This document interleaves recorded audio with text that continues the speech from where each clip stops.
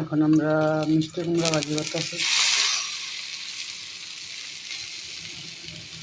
মিষ্টি কুমড়ার সাথে একটা আলু দিয়ে দিলাম। আগে আপনি পেঁয়াজ ভাজিয়ে নিলাম ভালো করে।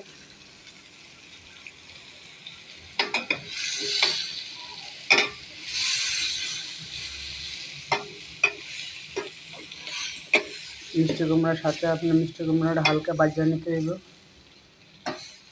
তাই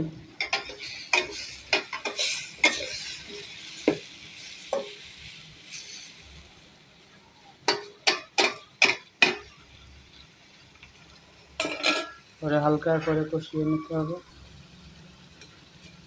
10 মিনিট রাখার পরে মোটামুটি ভাজিটা হয়ে গেছে। এখন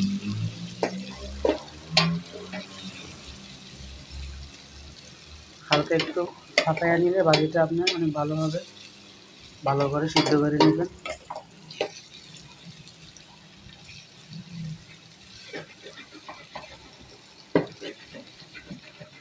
ভালো করে হালকা লাড়া দিয়ে দেবে।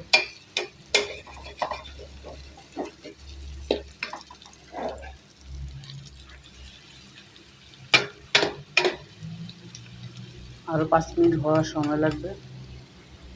এখানে আপনি একটা আলু দিচ্ছি আর মিষ্টি কুমড়া আছে।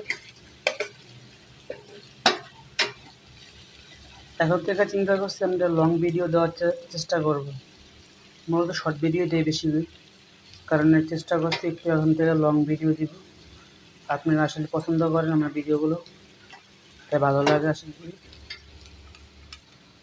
মিষ্টি কুমড়া আলু, এখানে মিষ্টি কুমড়া সুস্বাদু খাবার, ভালো লাগে।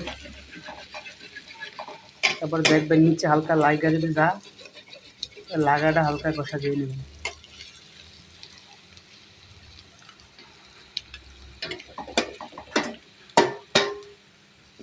আলুগুলো সিদ্ধ হয়েছে কিনা একটু দেখবেন, তাই একবারে না আর একটু হইবে।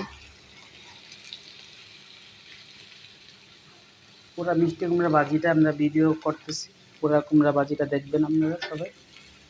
অবশ্যই ভিডিওটা শেয়ার করে দিবেন, লাইক কমেন্ট ফলো দিবেন। আমার আরও যে আপনারা যে আমার খাবার রান্নার ভিডিওগুলো ভালো লাগে থাকে আপনারা কমেন্ট করবেন সবাই, যদি আমার ভিডিওগুলো আপনাদের কাছে ভালো লাগে। তাহলে আপনাদের অনুপ্রেরণায় সামনে আরও ভালো কিছু করব, ভালো রান্নার ভিডিও দিতে পারবো যদি আপনারা সহযোগিতা করেন। সবাইকে আশা করি ভালো লাগবে ভিডিওগুলো।